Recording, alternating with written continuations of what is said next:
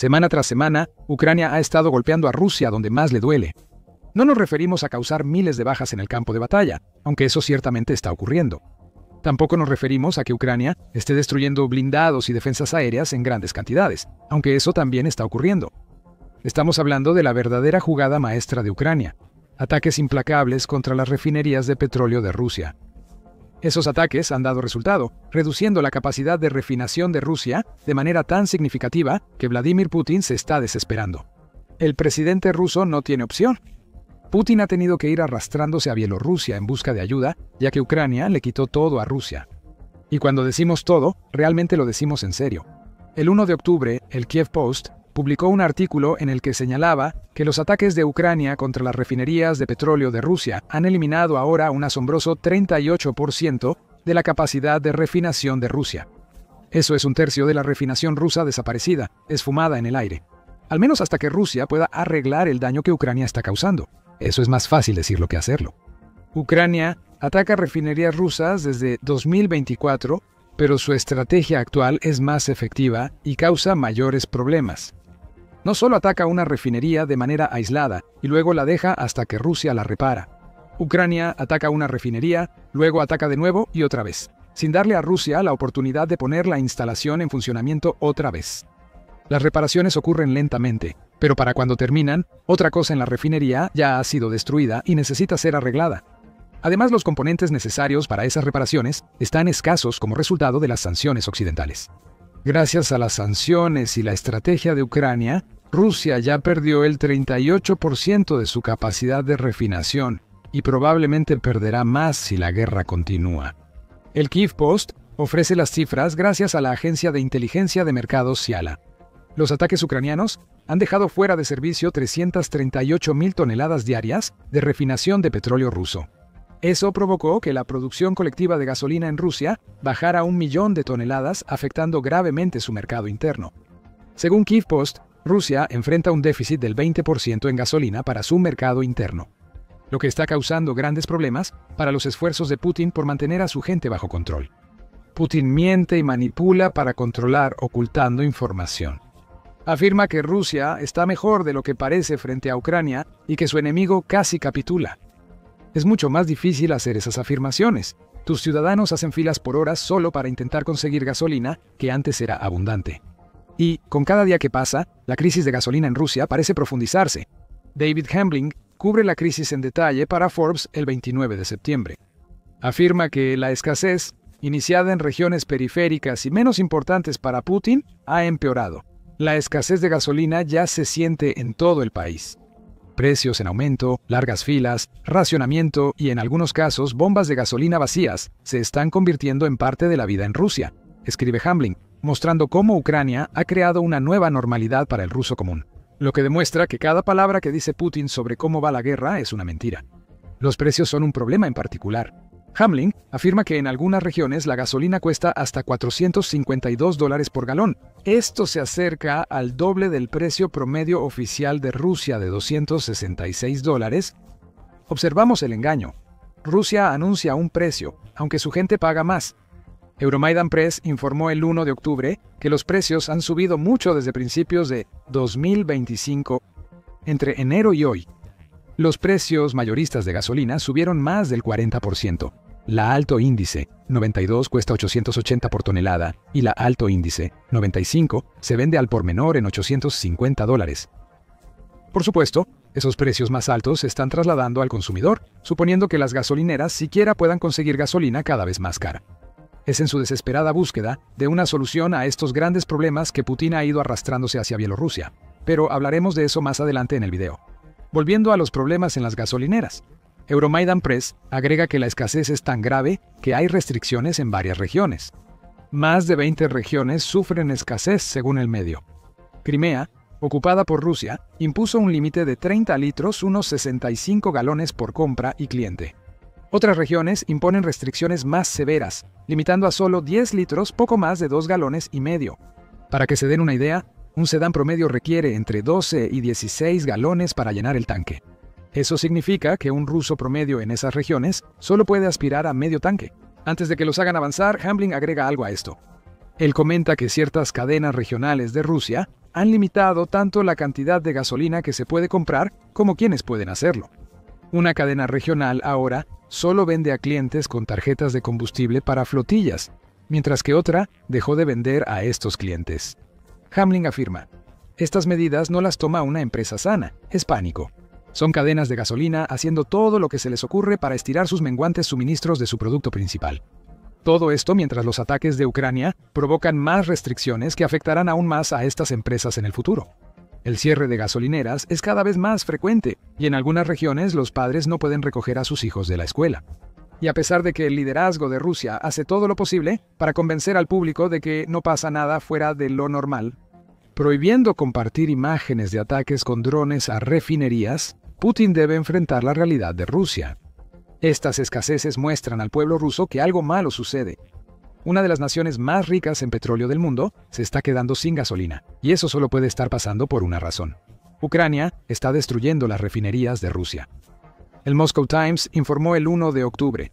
Putin no puede ocultar la crisis de gasolina en Rusia, dice el titular.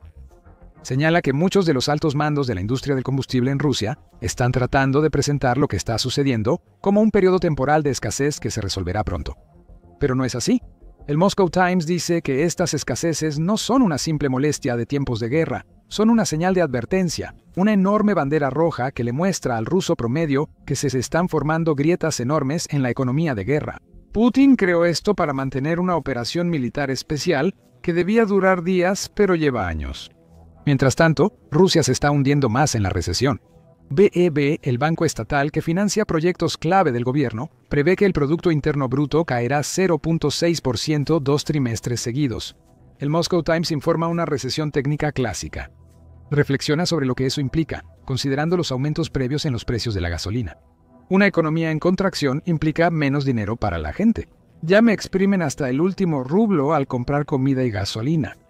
Algo tiene que ceder. Y podría ser el control de Putin sobre el liderazgo. Por supuesto, él no quiere dejar la presidencia. En su desesperación, ha recurrido a una nación que por mucho tiempo ha parecido ser un estado títere de Rusia. Bielorrusia y Rusia han tenido una relación estable, aunque a veces conflictiva por temas energéticos. En 2010, Rusia cortó el gas a Bielorrusia por deudas. La relación entre ambas naciones no ha sido tan buena como parece, dado el papel de Bielorrusia en facilitar la invasión de Ucrania por Putin. Ahora que Rusia enfrenta dificultades, Bielorrusia pasó de ser influenciada por Putin a ser quien ayuda a Rusia. Hay un problema con este enfoque. Bielorrusia puede estar dispuesta a ayudar a Rusia, pero puede que no sea capaz de hacerlo. Euromaidan Press reporta que el 30 de septiembre, la Comisión Económica Euroasiática, integrada por Rusia y Bielorrusia, suspendió temporalmente los aranceles de importación del combustible. Esto claramente busca ayudar a Rusia en su crisis. Esto permite a Rusia comprar grandes volúmenes de productos petroleros refinados de Bielorrusia sin pagar impuestos de importación. Rusia necesita esa capacidad. Según Euromaidan Press, los ataques ucranianos a refinerías harán que Rusia tarde 9 meses en superar su crisis temporal de combustible. Eso asume que Ucrania no elimine más capacidad de refinación de Rusia, lo cual es una suposición bastante grande, considerando lo bien que le está funcionando esta estrategia a Ucrania. Volviendo a la suspensión de la Comunidad Económica Europea, Rusia prohíbe exportar combustible de otros países y se prepara para importar grandes cantidades de sus vecinos más pequeños. Es un acuerdo completamente unilateral, y Putin fue a Bielorrusia. Al inicio, Bielorrusia no estaba muy receptiva. Con impuestos de importación, Rusia ofrecía a Bielorrusia menos de $1.000 por tonelada de gasolina. Bielorrusia podía ganar entre $1.300 y $1.900 por tonelada en el mercado internacional. No quería vender al precio que Putin necesitaba para enfrentar la crisis del petróleo refinado ruso. En agosto, Euromaidan Press informó que Bielorrusia anunció limitar el suministro de combustible a Rusia, excepto que en realidad no parecía hacer eso. Entre julio y septiembre, Bielorrusia vendió 36% más productos petroleros a Rusia a través de la Bolsa de San Petersburgo que durante el mismo periodo en 2024. Eso equivale a 97.000 toneladas de productos petroleros. De esos productos, los dos más importantes para Rusia son la gasolina y el diésel. Las ventas de Bielorrusia a Rusia aumentaron en septiembre. Bielorrusia incrementó sus ventas de gasolina a Rusia en septiembre, un 168% respecto a agosto, y las de diésel subieron un 83%. Así que ahora todas las señales apuntan a que Bielorrusia está de acuerdo en vender gasolina y diésel para ayudar a Rusia. Las súplicas de Putin y la suspensión de los aranceles de importación debieron haber funcionado. Aunque mencionamos que Bielorrusia podría querer vender más productos petroleros a Rusia, quizá no pueda hacerlo. La razón es que Bielorrusia depende en gran medida de sus propias refinerías para asegurarse de satisfacer su propia demanda interna de gasolina. Euromaidan Press explica la razón del problema. Las refinerías bielorrusas producen 3 a 4 millones de toneladas de gasolina al año. 2 millones se consumen localmente, mientras que Rusia consume 3 millones en solo un mes. Seguro notas el problema. Entre la mitad y 2/3 de la gasolina producida en Bielorrusia ya está destinada al mercado interno. Eso deja entre 1 y 2 millones de toneladas de gasolina para el año. Esas cifras están bien para una nación pequeña cuando no está bajo presión para producir más. Bielorrusia produce suficiente gasolina y vende el excedente para fortalecer su economía. Ese excedente anual no alcanza ni para un mes del consumo de gasolina en Rusia. Especialmente en un momento en que Rusia está usando más gasolina que nunca debido a la guerra, Putin está mendigando sobras. Y aunque Bielorrusia está dispuesta a dejar caer esas sobras de la mesa, no son ni de cerca suficientes para sostener las enormes necesidades de gasolina de Rusia. Bielorrusia tiene otra idea para ayudar a Rusia. El 26 de septiembre, Reuters informó que Bielorrusia podría suministrar energía nuclear a regiones ocupadas de Ucrania. El presidente bielorruso Alexander Lukashenko le propuso la idea a Putin cuando ambos se reunieron para conversar en el Kremlin a principios de septiembre. Lukashenko anunció que si se decide, se empezará de inmediato la construcción de una unidad de energía o estación en el oeste de Rusia y regiones liberadas si se necesita electricidad. Eso es útil hasta cierto punto. Putin aprovechará cualquier ayuda para suministrar energía a las regiones ocupadas de Ucrania. Pero esta oferta no ayuda mucho a Rusia con su crisis de gasolina. Putin ni siquiera puede afirmar que la energía nuclear de Bielorrusia reemplazará la energía derivada de la gasolina. Rusia produce la mayoría de su electricidad con gas y carbón. El resto es de energías renovables.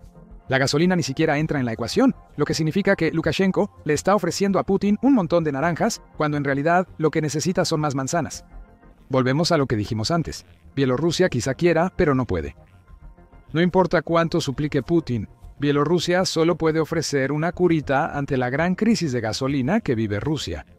Y Bielorrusia no va a ofrecer mucho más que eso. Lukashenko es lo suficientemente inteligente como para saber que no puede perjudicar a su propio pueblo para satisfacer las necesidades de Putin, quiera o no.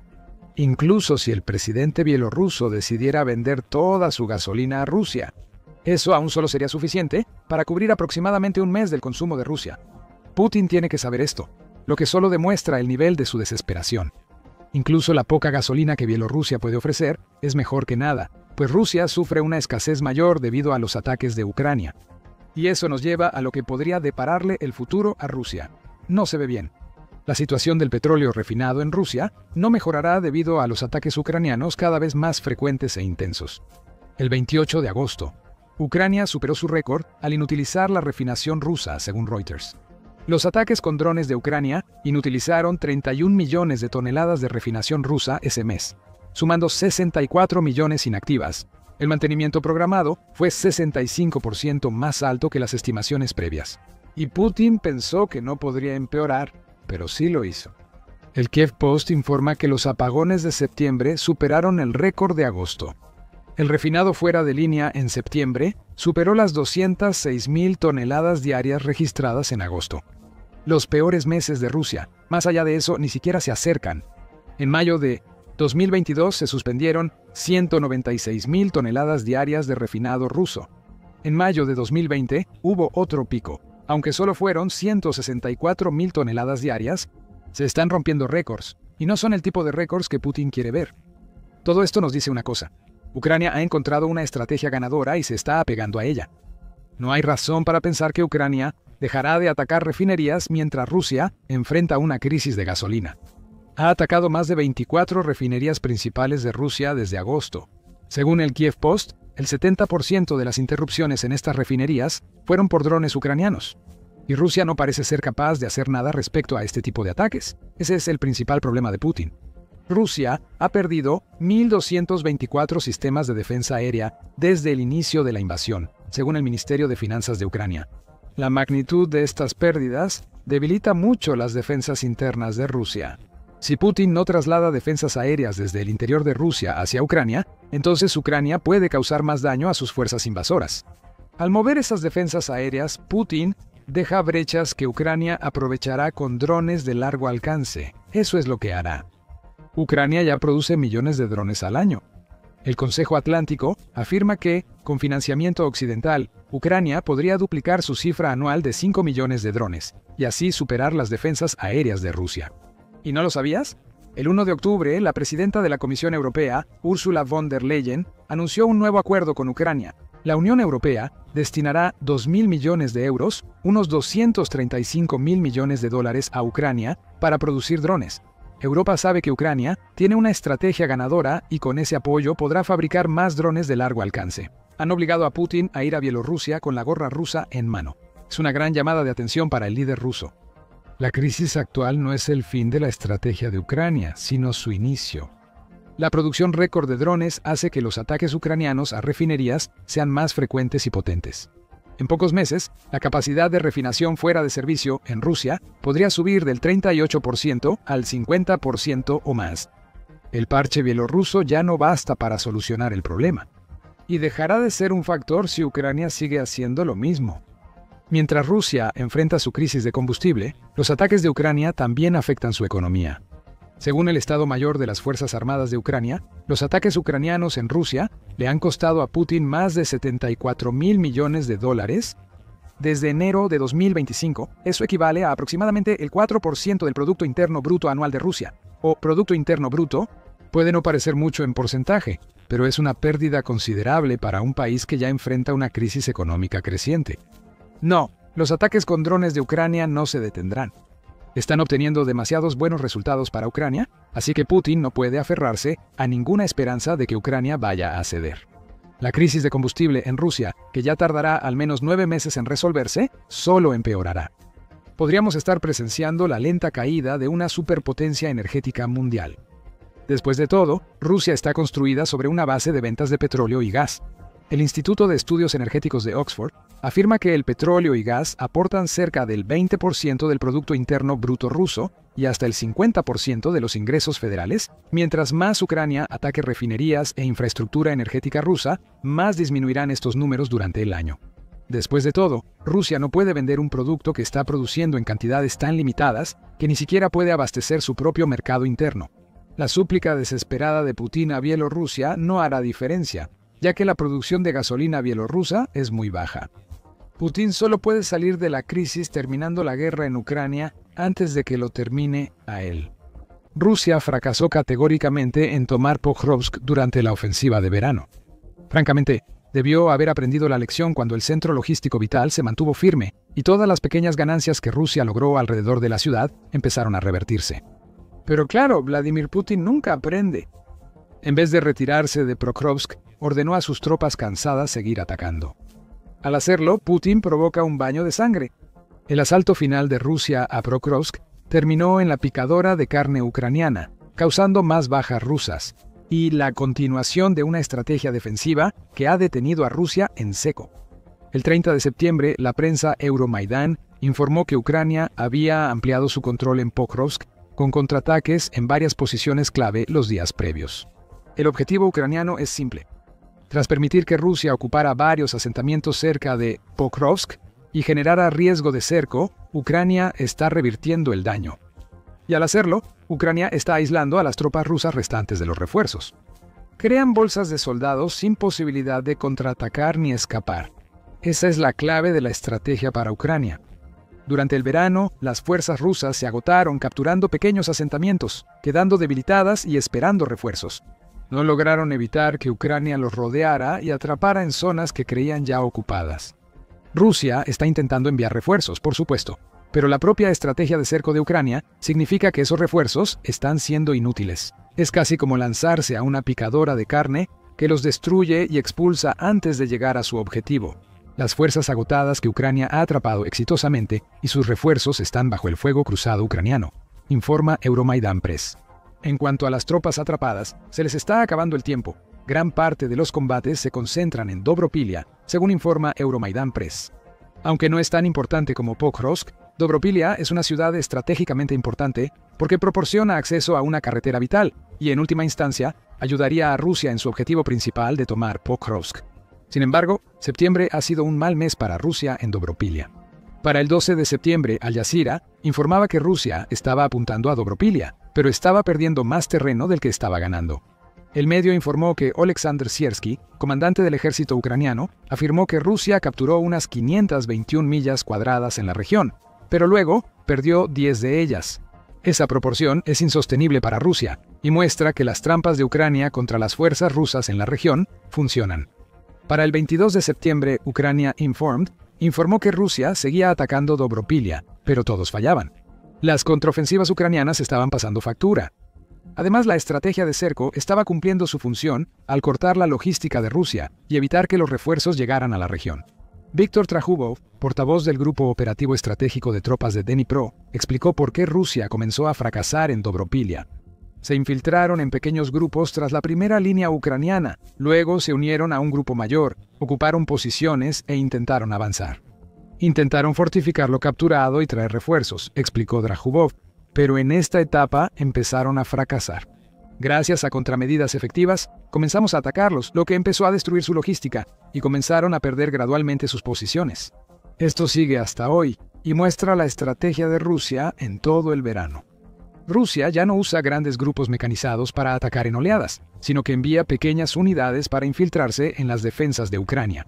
Estas unidades, a menudo de pocas docenas de soldados, buscan abrir pequeñas brechas en las defensas de Ucrania y luego unirse para formar una fuerza mayor que fortalezca y amplíe esas brechas para futuros ataques.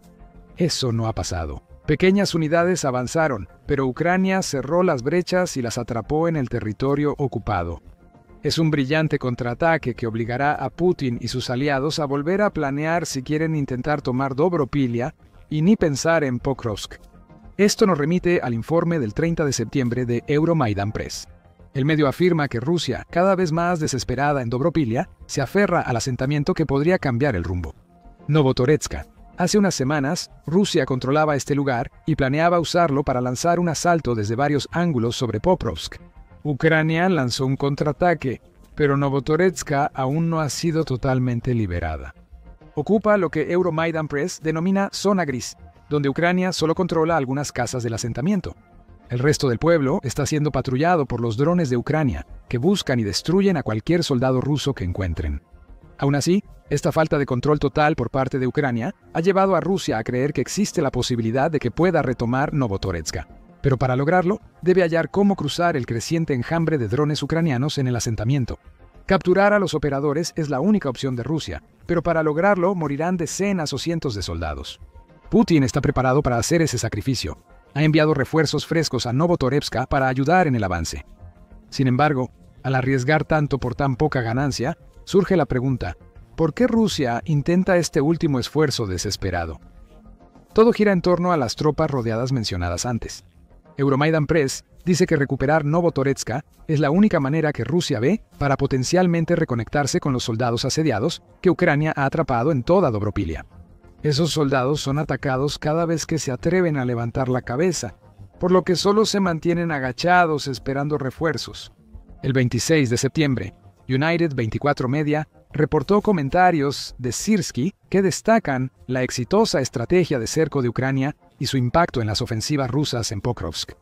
Siersky utiliza el ejemplo de un asalto ruso previsto cerca del río Kaseny-Toretsk.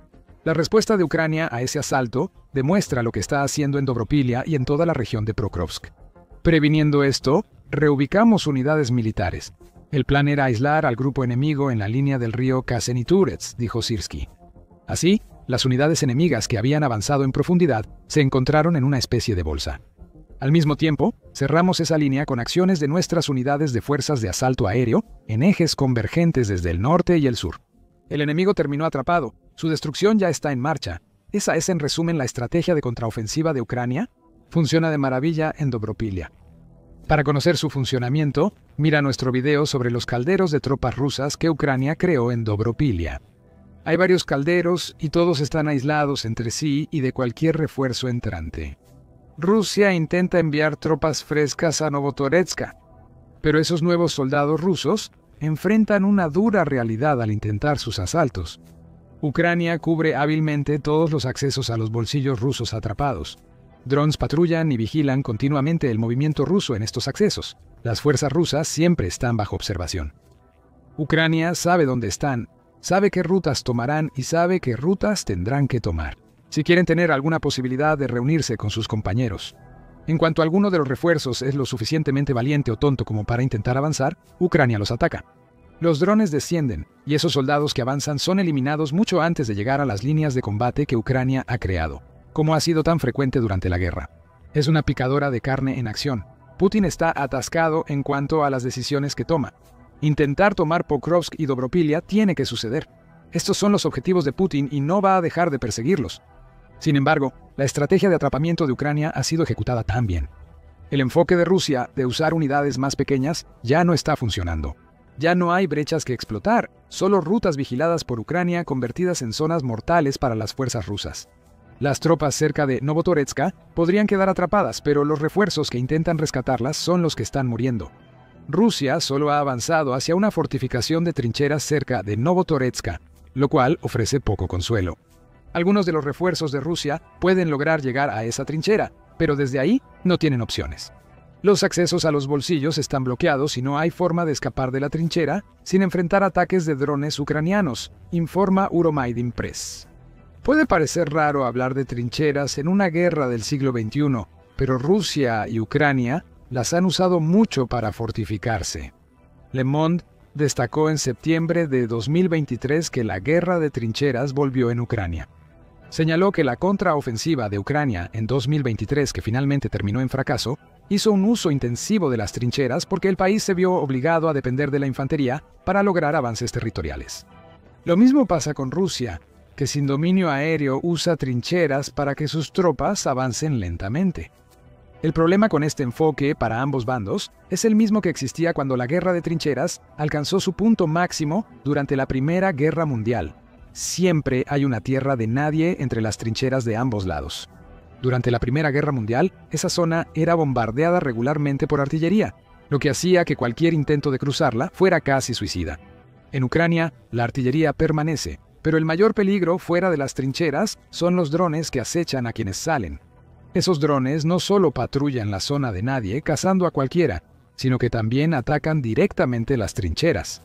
El Consejo Atlántico informó en julio que Ucrania reunió drones aéreos y terrestres para asaltar trincheras. Esto solo muestra que unas pocas tropas rusas llegando a una trinchera cerca de Novotoretska no importan al intentar reforzar los bolsillos de tropas atrapadas. La picadora de carne sigue activa. El reciente ataque desesperado de Rusia en Novotoretska falla. Las fuerzas rusas enfrentan hordas de drones que los destruyen antes de reunirse con sus compañeros. Podrías decir que esto es una especie de estancamiento. Sin embargo, es un estancamiento que funciona completamente a favor de Ucrania. Los refuerzos rusos están contenidos y los soldados atrapados eliminados gradualmente. Eventualmente, zonas grises como Novotoretska serán completamente liberadas y Rusia habrá perdido aún más territorio del que había ganado antes. Lo peor es que perderá más soldados de los que usó para ocupar ese territorio. Ahora que la situación es tan grave para Rusia en Dobropilia, surge la siguiente pregunta. ¿Qué sigue? La respuesta es sencilla, desde una perspectiva rusa. Como explicamos antes, Putin no va a retirar sus fuerzas de la región de Pokrovsk. El líder de Rusia desea esa ciudad. Aunque sus tropas retrocedan, seguirá ordenando asaltos. La muerte y destrucción causadas por la picadora de carne de Ucrania valdrán la pena para Putin, si eso significa que Rusia eventualmente toma Pokrovsk. Putin cree que esa ciudad es clave para controlar Donetsk. Pokrovsk está a 20 kilómetros o unas 124 millas de la frontera administrativa de Donetsk. Eso es suficiente para Putin, ya que llegar a esa frontera significa que Rusia básicamente toma Donetsk. Los asaltos rusos continuarán, aunque sus tropas y refuerzos queden atrapados y mueran en grandes cantidades. Es la respuesta de Ucrania la que realmente determinará lo que suceda después en Dobropilia y, por extensión, Pokrovsk. Una cosa que sabemos con certeza es que Oleksandr Siersky está haciendo un esfuerzo por pasar mucho más tiempo en los sectores de Pokrovsk y Dobropilia. El 12 de septiembre UNN informó que el comandante en jefe de las Fuerzas Armadas de Ucrania visitó los sectores para discutir la situación y dar instrucciones a las tropas. Esa visita hizo ver a Siersky que su presencia en la región es clave, así que asumirá el mando directo en Pokrovsk y Dobropilia. Al menos, eso es según Euromaidan Press, que dice que él frecuentemente reúne a sus comandantes de cuerpo para discutir y planear los siguientes pasos: responder a los movimientos rusos y asegurar que sus fuerzas tengan lo necesario para cumplir sus misiones.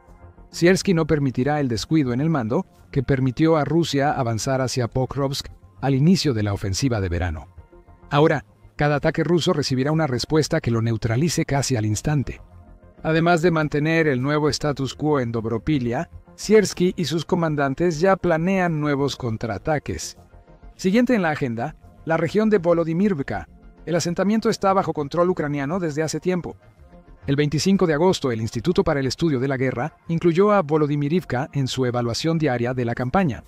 Ucrania recuperó el asentamiento el día anterior, liberándolo del control ruso durante los contraataques de finales de agosto en Pokrovsk. Esa recuperación fue parte de los esfuerzos de Ucrania para evitar que Rusia expandiera la saliente hacia Pokrovsk en agosto. Funcionó. La saliente colapsó y más tropas rusas quedaron atrapadas. Volodymyrivka dejó de ser una posible plataforma de asalto a Pokrovsk y se volvió una base para contraataques ucranianos. Eso es lo que Ucrania busca ahora. Controla Volodymyrivka. Bajo el mando de Siersky, informa Euromiden Press, Ucrania centrará su atención en los asentamientos cercanos a Volodymyrivka. Se busca levantar otro muro impenetrable para impedir que refuerzos rusos lleguen a los soldados atrapados en Dobropilia. Además de crear la barrera, Ucrania busca consolidar zonas grises como Novotoretska para liberar estos asentamientos. Además, controlar el suroeste de Volodymyrivka permite a Ucrania tomar las alturas cercanas a Dobropilia. Euromaidan Press explica: si vemos el mapa topográfico, notaremos eso. Al avanzar al sureste y fortalecer posiciones, los ucranianos controlarán toda la zona elevada. Esto protegería el flanco de su operación de limpieza al sur y evitaría contraataques rusos desde arriba. Ucrania transforma su defensa en oportunidades para contraatacar y recuperar territorio. Sin embargo, Siersky también reconoce que las fuerzas resurgentes de la base de Pokrovsk de Ucrania tienen otro desafío que superar en la forma de la 155ª Brigada de Infantería de Marina de Rusia. Esa brigada, según Euromaidan Press, fue responsable de la masacre en Bucher, que causó más de 1000 muertes, en su mayoría civiles. Previo a la liberación de la ciudad por Ucrania, en marzo de 2022, esta brigada era notoria y considerada de élite, siendo una de las favoritas de Putin. Esa brigada se suma a los demás marines rusos, incluidos los de la 61 Brigada de Infantería Naval. David Axe reportó en Trench Art el 27 de septiembre. Ahora hay 5 unidades de marines operando en los sectores de Pokrovsk y Dobropilia, dice Axe. Así que Ucrania tiene que crear una estrategia para enfrentarlos. Parte de esta estrategia ya está en marcha. Los refuerzos que Putin está tratando de enviar a sus bolsas de soldados atrapados incluyen marines. Algunos de estos soldados de élite ya están siendo eliminados. Sin embargo, es probable que Putin quiera usar la 155ª Brigada de Infantería de Marina para tomar la mayor cantidad de territorio posible. Ucrania no puede permitir que eso suceda. Con Siersky en Pokrovsk y Dobropilia y el cuerpo Azov apoyando el contraataque en Pokrovsk en agosto, es probable que estos infantes de marina sean neutralizados. Ucrania se beneficiará porque la 155ª Brigada de Infantería de Marina ya no es la fuerza que causó caos en Bucher. El nuevo voz de Ucrania informó en octubre de 2024 que esta brigada perdió 2.400 soldados desde otoño de 2022, cerca del 80% de sus fuerzas. Putin seguramente reemplazó a la brigada con soldados menos experimentados y quizá menos capaces que los carniceros originales de Bucher. La 155ª Brigada de Infantería de Marina sigue siendo peligrosa. Su clasificación como una de las brigadas de élite de Rusia no ha cambiado. Sin embargo, su composición es diferente, lo que podría facilitar el trabajo de Ucrania para contrarrestarla. Así que ambos bandos tienen sus estrategias en juego. La estrategia de Ucrania parece ser la mejor de las dos. Lo que esto probablemente significa es que hay más bajas en el futuro para las fuerzas de Rusia. Operadores de drones ucranianos trabajan sin parar para eliminar los refuerzos que Putin envía a Pokrovsk, según Euromaidan Press. Si Ucrania toma las alturas cerca de Volodymyrivka, los refuerzos rusos tendrán más problemas. Cualquiera que logre atravesar la capa de drones de Ucrania, luego se enfrentará a la posibilidad de ser emboscado desde lo alto por la artillería y los soldados ucranianos. Probablemente la estrategia de Ucrania solo se sume a un 2025 donde Rusia ya ha perdido muchas tropas en la guerra. Picadora de carne. Para dar un poco de contexto, The Economist informó el 9 de julio que Rusia ya había sufrido 31.000 bajas desde que comenzó su ofensiva de verano en mayo anterior. Esa ofensiva ya terminó. Y probablemente puedas duplicar esa cifra para conocer el verdadero costo que tuvo para Rusia intentar tomar Pokrovsk durante la campaña de 4 meses. Septiembre no fue más amable con Rusia. Ahora, mientras Putin ordena más ataques contra una defensa ucraniana aún más preparada que al inicio del verano, la historia difícilmente cambiará. Más soldados rusos van a la picadora de carne. Los atrapados en los bolsillos no tienen esperanza, porque esos soldados no romperán las líneas de Ucrania. Para Putin, lo que ocurre en Pokrovsk contradice la narrativa que comparte con los rusos. Ahora enfrenta un problema. La máquina de propaganda rusa le ha dado una puñalada por la espalda a Putin, ya que varias voces pro-Kremlin están declarando que Rusia ya perdió la guerra. La narrativa en Rusia está cambiando y Putin no puede evitarlo. El mar Báltico es importante para Rusia de muchas maneras.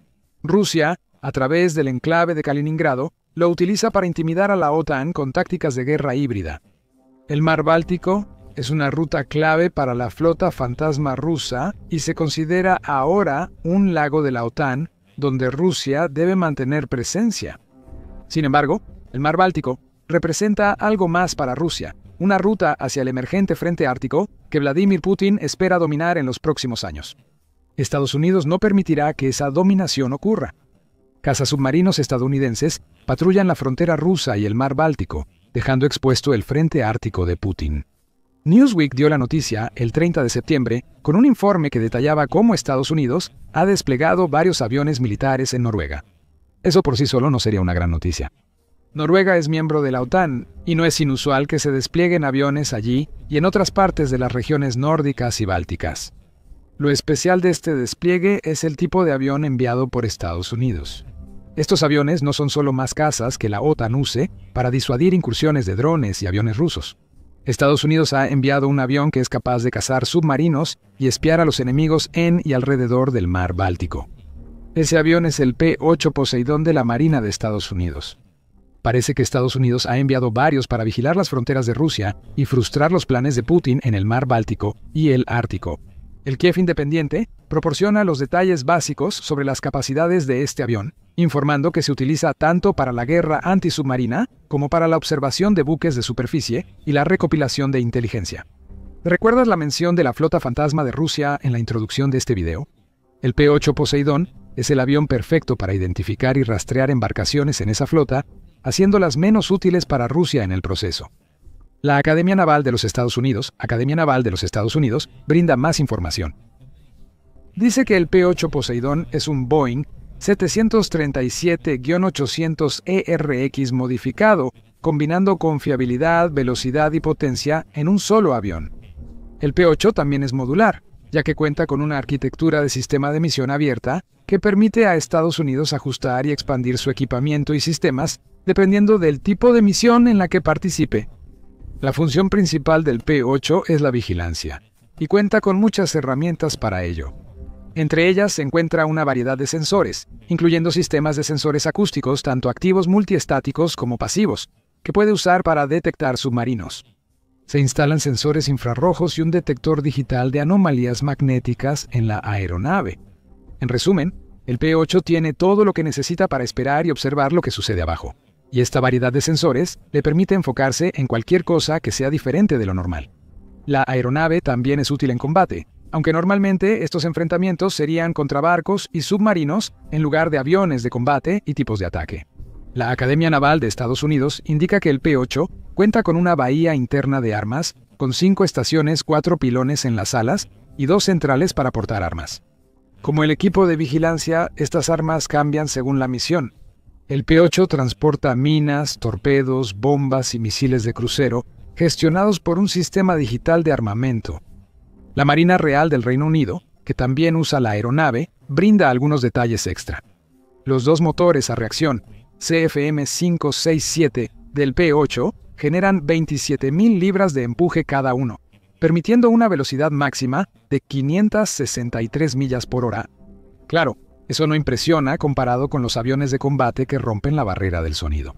Pero para una aeronave del tamaño del P-8, es más que suficiente para permitirle recorrer grandes áreas en poco tiempo. perfecto para patrullar el mar Báltico, por ejemplo. El P-8 puede llegar a 41.000 pies de altitud, permitiéndole vigilar sin ser visto desde un barco ruso. Y si llega a ser detectado y atacado, el P-8 cuenta con varias defensas. Estas incluyen un sistema de alerta de aproximación de misiles, contramedidas infrarrojas y un dispensador de contramedidas dedicado. Y la aeronave también puede cargarse con 129 boyas sónicas que puede lanzar al mar u océano para ayudar en la detección de submarinos. El P-8 es una aeronave impresionante, con capacidades que la hacen una pesadilla para barcos rusos. Y ahora Estados Unidos está enviando varios a Noruega para que puedan operar en el mar Báltico y cerca del Ártico, justo en la frontera con Rusia. ¿Cuántos? Es la pregunta obvia. La cuenta Inteligencia de Fuentes Abiertas, Technical X, podría tener la respuesta, pues rastreó vuelos que confirman que los P-8 estadounidenses llegaron a la terminal militar del aeropuerto Gardermoen en Noruega. De acuerdo con la cuenta de X, 2 o 3 P-8 llegaron a la base el 23 de septiembre. Y aún peor para Rusia, esas aeronaves no están inactivas, ya están volando en regiones donde Rusia no quiere este tipo de aviones de vigilancia. Los aviones P-8 Poseidón de la Marina de Estados Unidos siguen rondando cerca del enclave ruso de Kaliningrado esta noche. Informes técnicos de inteligencia de fuentes abiertas. Varios P-8 se han desplegado en Oslo, cerca de la región báltica, recientemente afectada por una plaga de drones. Newsweek agrega que al menos uno de los P-8 ha patrullado el mar Báltico, llegando hasta la costa de Kaliningrado. No está claro si ese vuelo realmente implicó violar el espacio aéreo ruso, como varios drones y aviones de combate rusos lo han hecho con la OTAN en las últimas semanas. Pero incluso si el P-8 se mantuvo lo suficientemente lejos de Kaliningrado para asegurar que Rusia no pueda quejarse de una incursión, la mera presencia de este avión en el mar Báltico solo puede significar malas noticias para Putin. Le muestra a Rusia que la OTAN está observando, y ahora que la OTAN está observando, va a estar esperando a que Rusia cometa un error.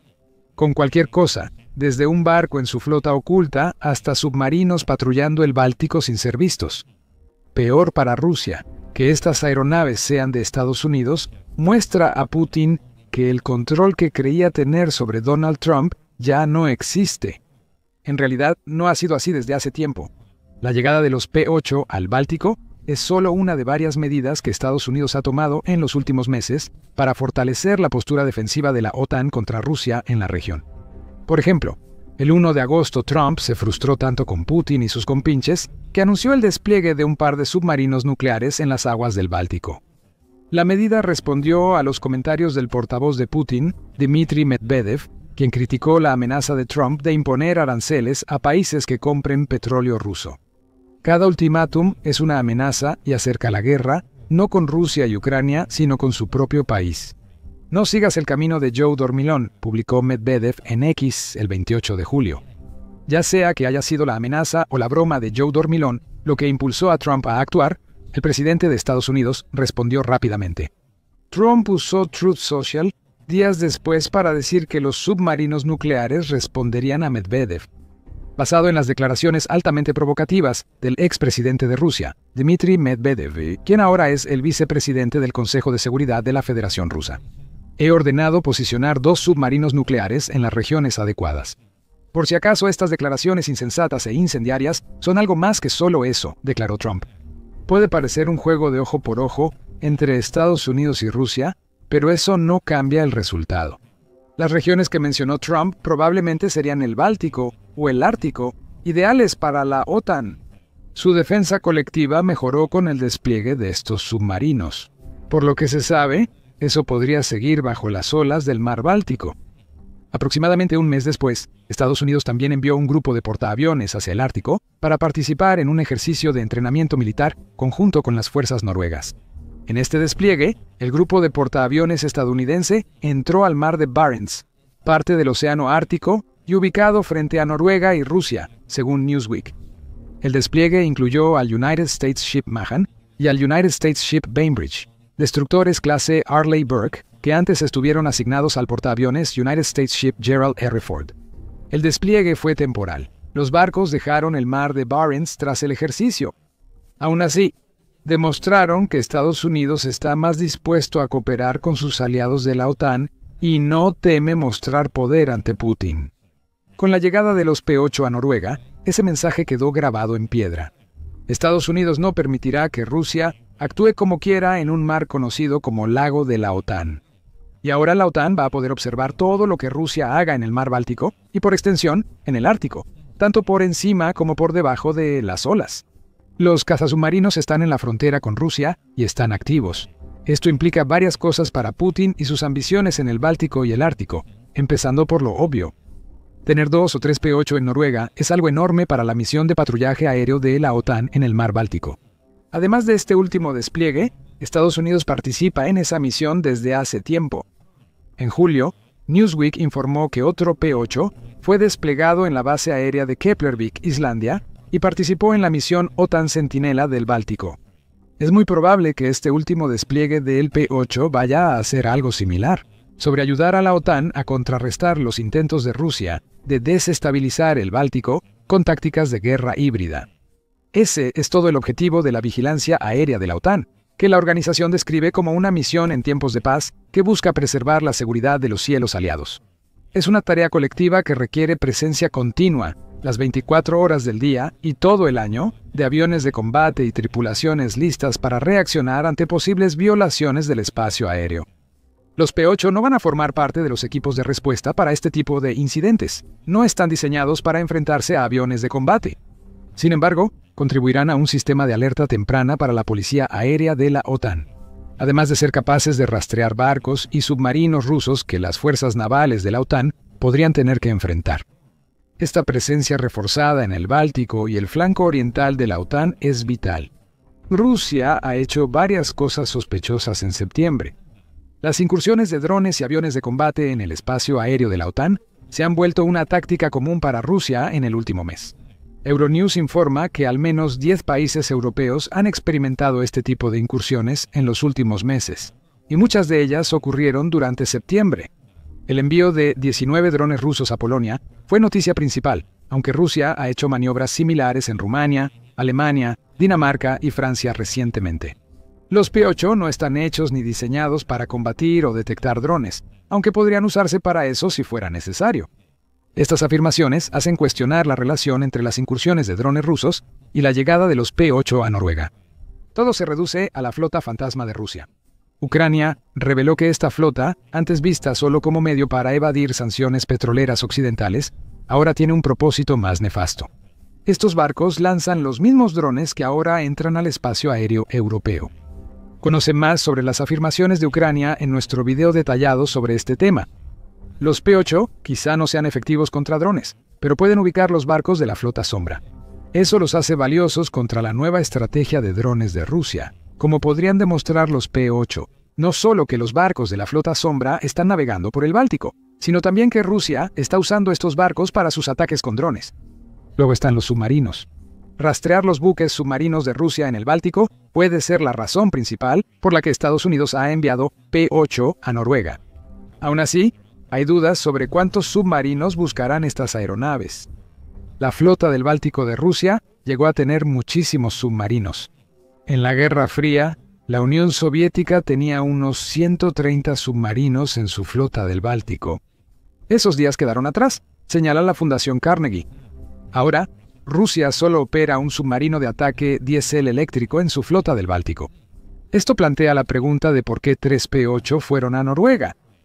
Tal vez sea más preciso decir que Rusia opera un submarino conocido en el mar Báltico. Podría haber más. Enfrentar a la flota sombra es otra razón para desplegar estos aviones en Noruega y fortalecer la defensa de la OTAN, como se acaba de mencionar. Otra razón por la que los P-8 llegaron a Noruega es que la OTAN no solo se preocupa por Rusia en el mar Báltico. Otro frente posible está en su agenda, y Rusia lo ha enfocado mucho en los últimos años. El Ártico. Noruega es en gran parte del Ártico, al menos una parte de ella lo es. El Círculo Polar Ártico cruza el condado de Nordland en el norte de Noruega. Esto le da a Noruega un interés directo en lo que sucede en el Ártico, y debido a que Noruega es una nación de la OTAN, también le da a la OTAN un interés directo. El mar Báltico se conecta con el Ártico por el canal Mar Blanco-Báltico. Rusia construyó ese canal, que funciona desde 1933 lo que esencialmente significa que Rusia ha construido su propia conexión entre dos regiones en las que tiene intereses propios. Es tentador ver lo que sucede en el Báltico como algo enfocado únicamente en Europa del Este y del Norte. Lo que los P-8 estadounidenses hallen en el Báltico podría aparecer también en el Ártico y viceversa. También es en el Ártico donde las capacidades de caza de submarinos del P-8 van a ser muy útiles. Según la Red de Análisis Estratégico, la flota del norte rusa es la principal fuerza naval que opera en el Ártico. Los submarinos son tan importantes en esa flota que superan en número a los barcos de superficie. En la flota del norte rusa hay unos 25 submarinos por cada 20 barcos de superficie, lo que representa un claro problema para la OTAN. Claro, la OTAN quiere saber qué hacen esos submarinos en aguas del Ártico. Sin embargo, la existencia del canal mencionado permite que Rusia envíe submarinos del Ártico al mar Báltico sin ser detectados. Si ocurre, la OTAN lo sabrá. El nuevo P-8 en Noruega lo garantiza. Regresando específicamente al Ártico, Rusia no ha ocultado su deseo de explotar esa región. El cambio climático y el derretimiento del hielo ártico están revelando lentamente nuevas rutas de navegación a través del Ártico. Además, podría dar acceso a recursos naturales que Rusia querría controlar. El Consejo Atlántico explicó más en un artículo de abril, donde dijo que obtener el control sobre la ruta marítima del norte del Ártico es tan crucial para los planes del Kremlin que Vladimir Putin ha priorizado construir una presencia militarizada en la región. Moscú considera la ruta marítima del norte parte de la infraestructura de transporte nacional y busca controlar el acceso de otras naciones, señala el Consejo, lo que muestra que Rusia quiere dominar el transporte marítimo en el Ártico. La ruta marítima del norte es tan extensa que Rusia no puede decir que toda pertenece a sus aguas territoriales. Así que se está militarizando. Está tratando de usar sus submarinos para intimidar a cualquier otra nación que pueda desafiar las ambiciones árticas de Rusia. Estados Unidos, con intereses en el Ártico junto a Canadá y Noruega, podría usar sus P-8 para lanzar el desafío que Putin esperaba evitar. Si nada más, la OTAN tendrá una mejor idea de lo que realmente hacen los submarinos rusos en la región ártica. Eso, junto con la misión en el Báltico, puede ser suficiente. Habiendo dicho eso, algo que se mencionó mucho antes en el video sigue siendo relevante. Inteligencia de fuentes abiertas. Técnico rastreó la primera salida del P-8 hasta las afueras de Kaliningrado, enclave ruso entre Polonia y los estados bálticos. Kaliningrado es otra amenaza rusa que la OTAN quiere vigilar de cerca. Kaliningrado es estratégico solo por su ubicación. Por un lado, le da a Rusia más acceso al mar Báltico, relacionado con los beneficios de tener presencia de P-8 en la zona. Más allá de eso, se cree que este pequeño territorio, que según el Instituto Naval de Estados Unidos mide solo 5.800 millas cuadradas, alberga varios de los misiles tácticos Iskander de Rusia. Esos misiles alcanzan 310 millas y pueden portar ojivas nucleares. Así que cualquier vigilancia que ofrezca información sobre lo que está o no está sucediendo con esos misiles será útil para la OTAN. Los P-8 que ahora están en Noruega pueden ser capaces de proporcionar esa inteligencia, al menos. Los aviones estadounidenses podrán rastrear los buques que navegan dentro y fuera de Kaliningrado, lo que, a su vez, podría proporcionar información sobre qué exactamente está enviando Rusia a su enclave. Estados Unidos está preocupado por Kaliningrado, el Ártico y el mar Báltico. Esas preocupaciones se mostraron como una amenaza indirecta. En julio, el general Chris Donoghue, comandante del ejército de Estados Unidos en Europa y África, advirtió a Rusia que la OTAN podría tomar Kaliningrado en un tiempo récord. El enclave ruso es de las zonas más militarizadas de Europa, según el Kiev Independent. También es el origen de tácticas de guerra electrónica, la mayoría centradas en engaño e interferencia, de sistema de posicionamiento global. Eso ha afectado a barcos y aviones en la región del Báltico, desde que Putin lanzó su invasión a Ucrania. Los P-8 que vigilan Kaliningrado son probablemente una extensión de su misión principal en el mar Báltico.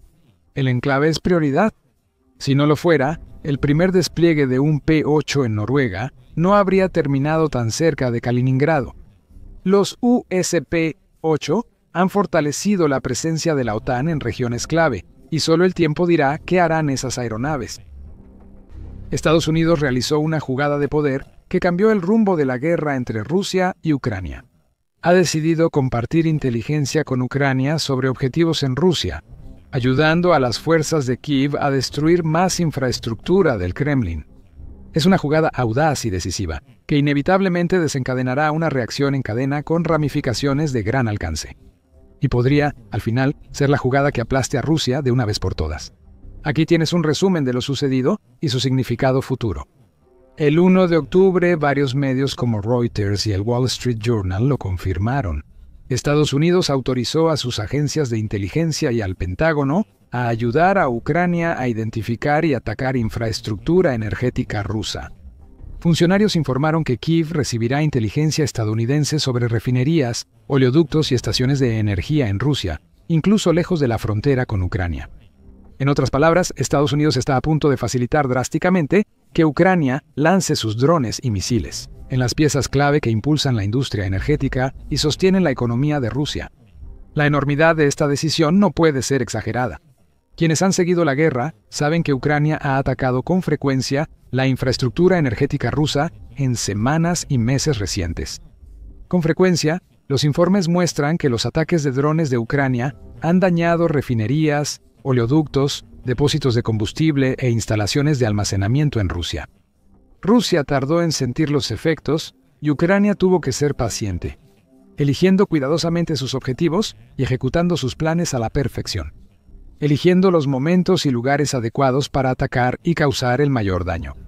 Todo esto mientras resiste asaltos en el frente y bombardeos nocturnos enemigos. Pero el impacto de los ataques de Kiev finalmente se está sintiendo de manera significativa. Estadísticas del 28 de septiembre indican que cerca del 38% de la capacidad de refinación petrolera rusa fue desactivada por ataques ucranianos con drones. Eso equivale a alrededor de 338.000 toneladas de petróleo al día, con una caída total en la producción de gasolina de 1 millón de toneladas, y alrededor del 70% de eso, o 236.000 toneladas al día, es resultado directo de los ataques con drones ucranianos, según la agencia de análisis Ciala. Ahora, el mercado interno de combustibles de Rusia ya no tiene suficiente suministro para satisfacer la demanda.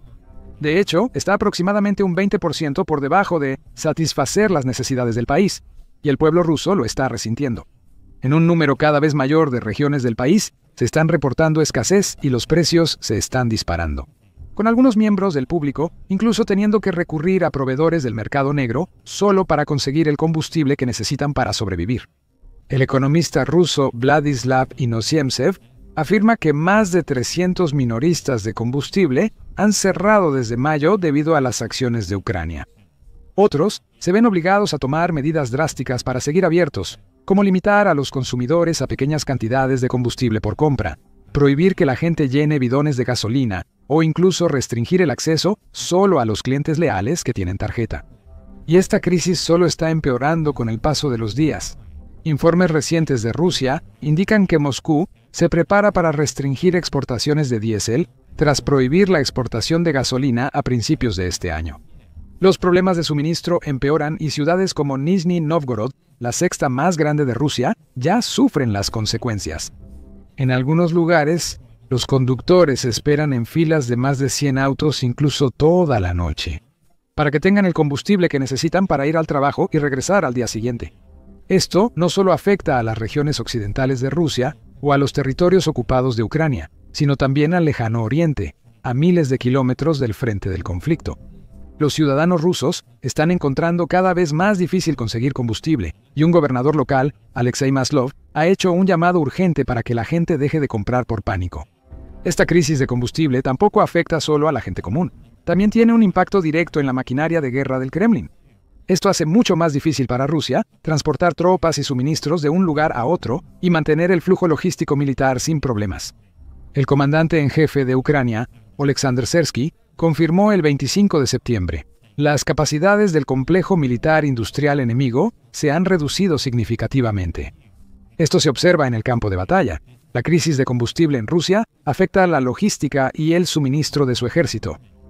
Ni los partidarios del Kremlin ni las figuras nacionalistas rusas pueden ya ocultar la dura realidad de la situación. Maxim Kalishnikov, un conocido propagandista, lo admitió recientemente. La situación empeora y la crisis de combustible ya está ocurriendo.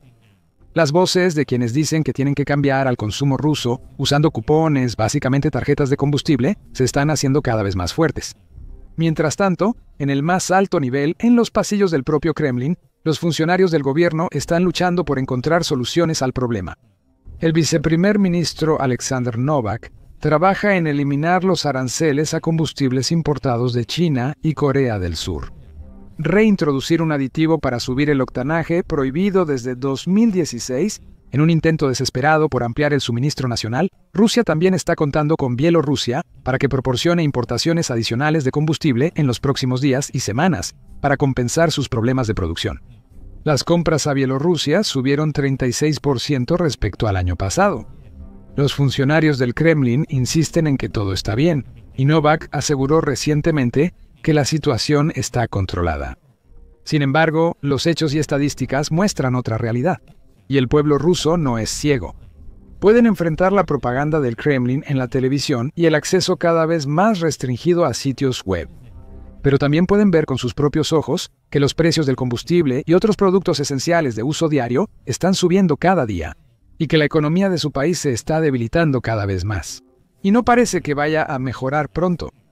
De hecho, el Ministerio de Finanzas de Rusia propuso recientemente aumentar el impuesto al valor agregado, del 20 al 22% en 2026, para generar un estimado de 13 billones de rublos o 155.000 millones de dólares cada año. Los funcionarios consideran que este es un paso necesario para ayudar a compensar parte del enorme déficit presupuestario federal de Rusia, el cual alcanzó la asombrosa cifra de 488 billones de rublos o 611.000 millones de dólares entre enero y julio de este año. Sin embargo, la realidad es que, incluso si Rusia encuentra algunas soluciones a corto plazo para sus problemas financieros y de combustible, no podrá revertir mágicamente todo este daño a su economía e industria energética. Enfrenta graves problemas estructurales, resultado de las acertadas decisiones estratégicas de Ucrania para eliminar objetivos clave. Y Ucrania ha logrado todo eso casi sola. Por supuesto, ha recibido mucho apoyo de los aliados occidentales, pero ha tenido que usar su propia inteligencia y sus propios recursos para identificar los objetivos de la infraestructura energética de Rusia y planear ataques contra esos objetivos, la mayoría de las veces usando sus propios drones nacionales para causar el daño. Aunque enfrentan ataques constantes de drones y misiles rusos y deben atrincherarse para mantener a las tropas del Kremlin fuera de lugares clave como Donetsk y Pokrovsk, las fuerzas de Ucrania aún han logrado desmantelar la industria petrolera de Rusia. Según el Kiev Post, hubo al menos 21 ataques a refinerías de petróleo rusas entre el 1 de agosto y el 19 de septiembre. Varias de esas instalaciones fueron atacadas 2 o 3 veces en ese corto periodo. Solo en septiembre, 4 instalaciones importantes fueron atacadas, incluyendo la planta Karyskynev, en la región de Leningrado, que es la segunda refinería más grande de toda Rusia.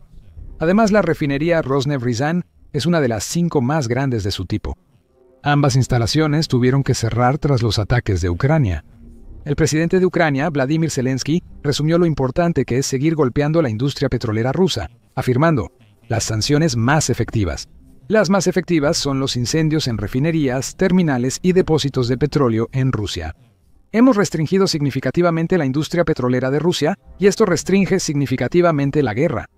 Ahora imagina lo mucho más efectiva que podría ser Ucrania y cuánto más daño podría causar al petróleo ruso con la inteligencia estadounidense de su lado.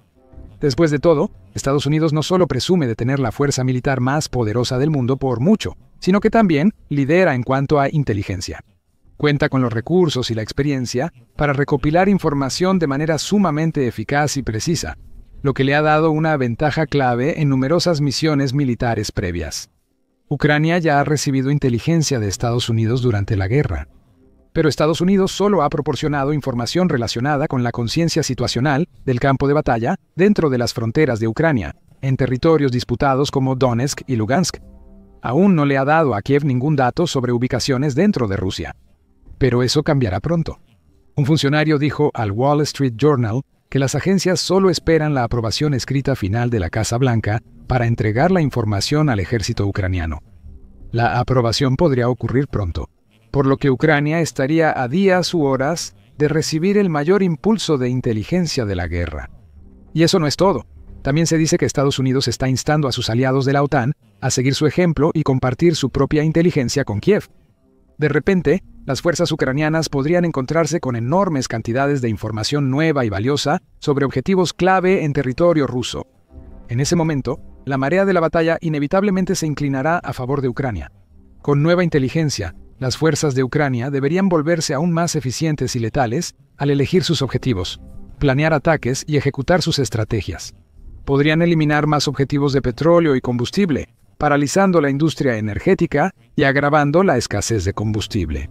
Y, literalmente, prendiendo fuego a Rusia, dejando al Kremlin en un estado de caos y catástrofe, sin respuestas y sin salida. Rusia, que ya ha mostrado fragilidad y dificultades para repeler los drones ucranianos, tendría aún más problemas para anticipar los movimientos de Kiev y proteger su infraestructura energética si tuviera que enfrentarse también a la inteligencia de Estados Unidos y la OTAN. Este movimiento también debería infundir miedo en el corazón de Vladimir Putin. Es la mayor señal hasta ahora de que Estados Unidos, bajo Trump, ha cambiado drásticamente su postura sobre la guerra. Hasta este momento, Trump principalmente quería enfocarse en terminar la guerra mediante negociaciones diplomáticas, reuniéndose tanto con Putin como con Zelensky y tratando de negociar un acuerdo en el que Ucrania cediera parte de sus territorios. Por ejemplo, mencionó que Rusia mantuviera Crimea y que Ucrania debería ceder regiones como Donetsk y Lugansk para frenar el conflicto. En semanas recientes, todo cambió. Se dice que Trump se ha vuelto cada vez más enojado y frustrado con Putin y ahora está tomando distancia del líder ruso, prefiriendo en su lugar prometer su apoyo a Ucrania. A inicios de septiembre, la administración aprobó un paquete de armas y ayuda para Kiev, financiado por naciones de la OTAN. Luego, el 23 de septiembre, Trump lanzó una bomba en su sitio de redes sociales Truth Social, afirmando que Ucrania podría recuperar toda la tierra que perdió ante Rusia durante el transcurso de la guerra. Hazawaura. Tras entender la situación militar y económica entre Ucrania y Rusia y observar los problemas económicos que esto genera a Rusia, creo que Ucrania, con el apoyo de la Unión Europea, está en posición de luchar y recuperar toda Ucrania en su forma original. Con tiempo, paciencia y apoyo financiero de Europa, especialmente de la OTAN, recuperar las fronteras originales de esta guerra es muy posible. El presidente de Estados Unidos llamó a Rusia un tigre de papel, criticó su falta de objetivos claros y prometió más apoyo de Estados Unidos a la OTAN y Ucrania. Ahora que Trump también está dispuesto a compartir inteligencia con Kiev, parece que está cansado de hablar y listo para tomar medidas audaces y significativas para terminar esta guerra por cualquier medio necesario. Solo hay un problema. Incluso con la inteligencia estadounidense de su lado, Ucrania todavía necesita las armas necesarias para llevar a cabo ataques de largo alcance y en profundidad contra la infraestructura rusa. Sus drones han sido efectivos hasta cierto punto, pero no necesariamente puede causar el tipo de daño serio y duradero que realmente pondría al Kremlin de rodillas.